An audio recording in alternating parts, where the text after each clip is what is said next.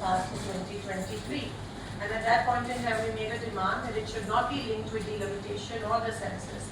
But obviously, it was not brought into effect right now. And now, on the brink of the elections of Tamil Nadu and West Bengal, very strategically, the ruling party is using women's reservation bill to bulldoze the delimitation bill. That's basically what we're trying to say. In fact, we were in support of it in 23 and this should have been passed in 24. Within the existing structure of 545, the women should have been given 33% reservation. Even now, that's what we're asking for. But for some reason, they want to, delimitation is not linked in any way to women's reservation.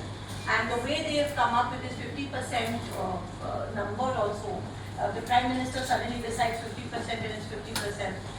There are so many ambiguities to that, and therefore we're fully in support of the women's reservation bill. But we're not in support of the fact that they're linking it to delimitation.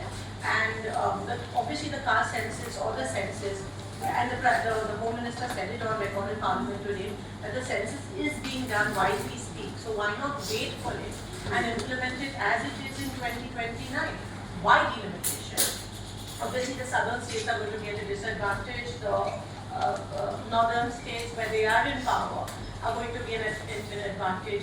And they're basically not giving reservation. They're increasing the number of seats and then reserving those for women. So where is the reservation? There, the BJP dominant bastions are going to be unaffected where the males are going to be dominant, in effect. So they are, I would say this bill is anti-women and they're using women as a cover to pass delimitation, which is absolutely disgusting, if I could use that word. And again, it goes to objectify women, very typical of what the ruling party does.